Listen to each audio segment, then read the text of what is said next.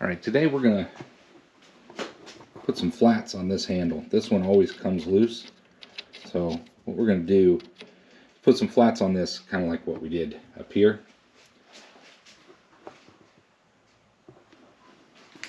So let's get this out of here.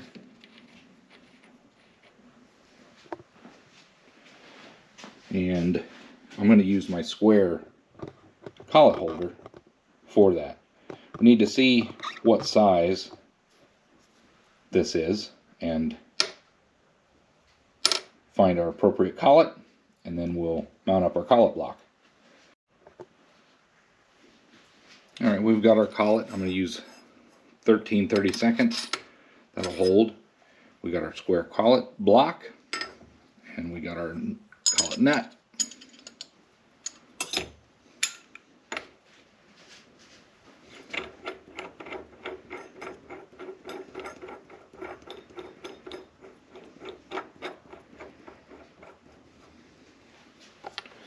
And then this will go in here, and then I'll mill my flats. Need to open up the jaws.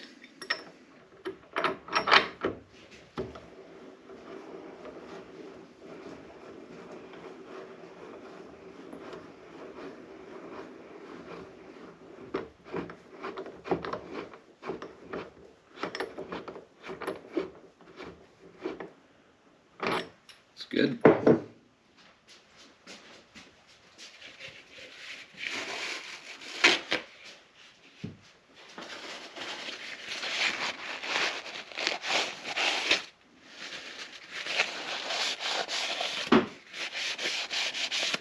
I recently fly cut the top of this. I need to deburr. That, so I'm going to do that real quick. Trying to use this file.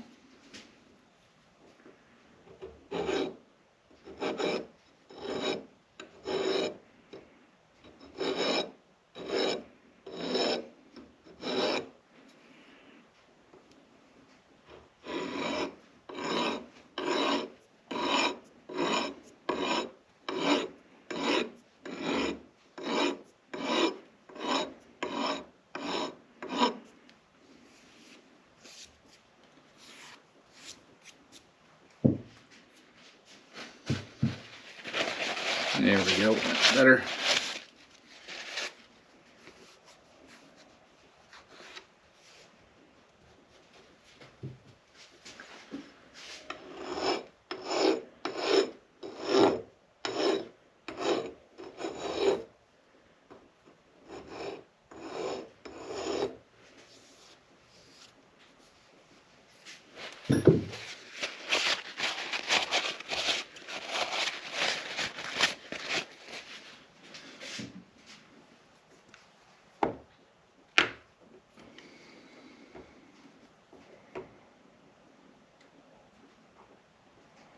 Let me get my piece mounted in there.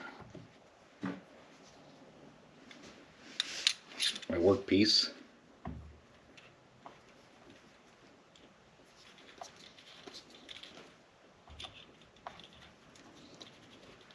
Somewhat tightened down. That'll give me enough room, and then I can tighten up my collet nut after I mount this in the vise. And then I'm just going to push it so that it clamps. That way I can repeat the depth.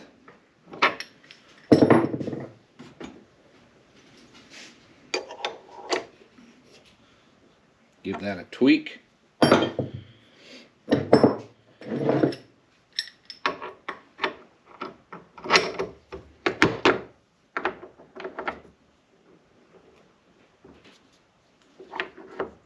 There we go.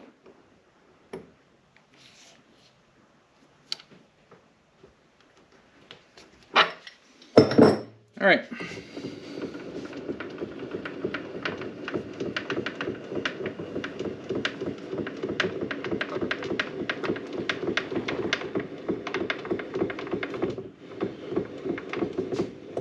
Now this is a really hard piece of metal that I don't know. I'm going to try high-speed steel, but it could cause some issues. We'll find out.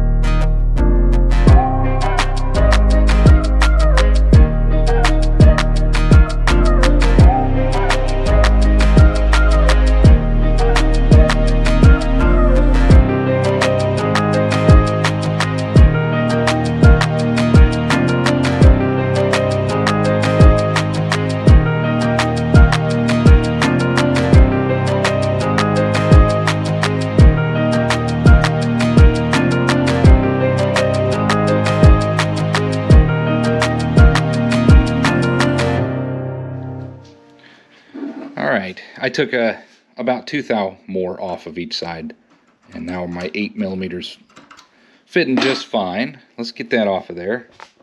Grab my wrench.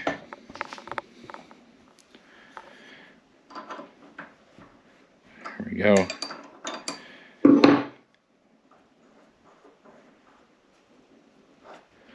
There. Have to break that.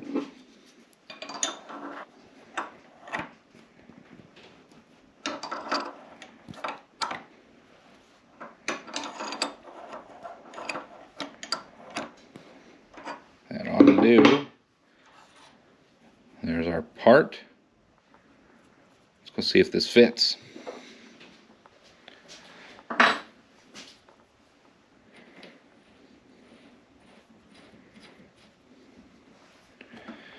course it fits. Does it tighten up? Well, of course it does. There we go. No more falling out, falling loose. Anyway, hope you enjoyed just me messing around in the shop.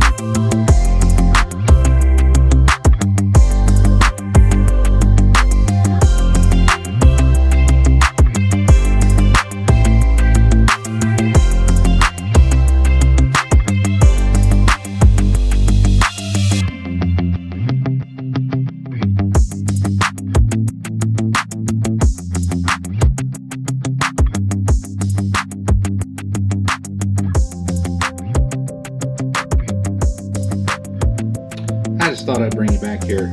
We're tramming in the vise now. We got it cleaned up, took any burrs off, and I'm just tramming it into the fixed jaw right now before I put any other jaws on. I just want to see how close I can get it. I think I have it pretty good. I've just been tapping it around. But my method, there's some better methods out there. Blondie's got one. There's a whole bunch, but just, you know, find the method that works for you. But I started with a square on the rough casting just to get it close. It's not close, but now that that's in there, then I just loosely get my bolts on there. I don't tighten them down, and I just barely tap it back and forth. You got to remember, you can tap on the back sides or on the sides, and this thing is like an arc when it rotates. It's not just simple left, right, and you're gonna get it right. This whole vise is on an arc, so it just takes some practice. Can be frustrating, but you just work with it. Let's see how I did. Bring this across. Hopefully we're good. There's a little movement. Tenth, maybe half a tenth.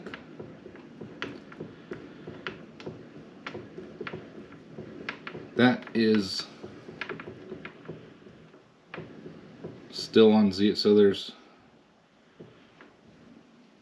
you know, so a little movement, but you know, with my setup and this wood table, you can really move stuff. But honestly, this is really good for my needs, what I'm gonna be using it for, and I'm ready to tighten this thing down and get on to setting everything else back up. Anyway, just wanted to share. We're looking pretty good with the vise.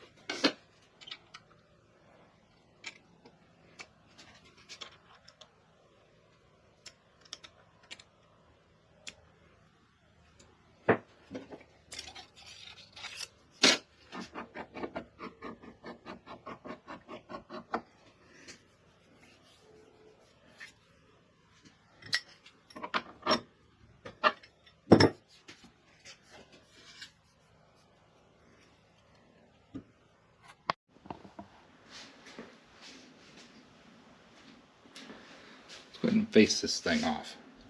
It's pretty good right now, but let's get a nice clean finish on top of that. We're going to use a little oil.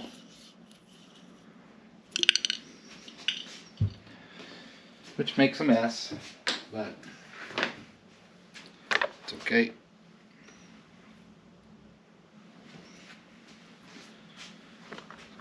Just cover that a little bit. All right, let's face this off. We'll close this video out.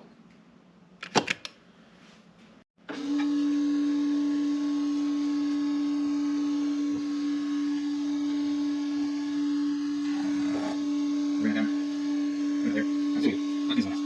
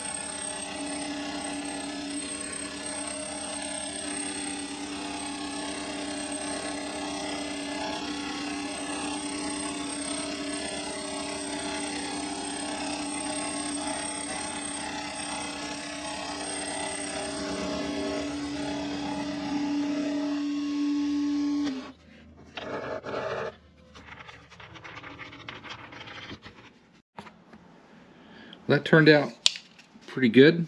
Let's wipe that down and see what we're looking at. A little bit of burrs, but that's normal. I'll file those off. But boy, that's smooth. That fly cutter does a really good job. Oily, needs cleaned up, but yeah. So now those two, not that they needed to be, are now parallel on the top. Sides are pretty good. I could run an end mill on those, but I'm not going to. Yeah. So there. Been wanting to kind of clean that up and just get those parallel to the vise. Everything looks good there. I'll bring my phone in here and get a little bit of closer shots, but I think it's time to close out this video. Anyway, just me messing around with the vise, retramming it, centering it on the table, retramming it, centering it on the table, and just getting things back in order. I'll probably recut some of this rubber neoprene stuff and get some proper links on either side. I'll leave these links in case I ever want to offset this again, but for now I think I'm going to use this in the middle of the vise, or the middle of the table, and we'll work on projects that way. Anyway, thanks for watching. I hope you enjoyed some hanging out with me in the garage, and I hope to see you on the next one.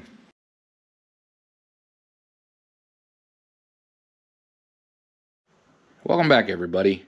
I went ahead and centered my vise on the milling table. Now, of course, my table covers are a little off, so I think what I'm going to do, rather than cut a new piece, sorry about that, and put here, I may end up doing that. I'm going to cut the excess off of this side and just butt it up on that side for now, and just get that filled over there for the most part. So that's what we're going to do.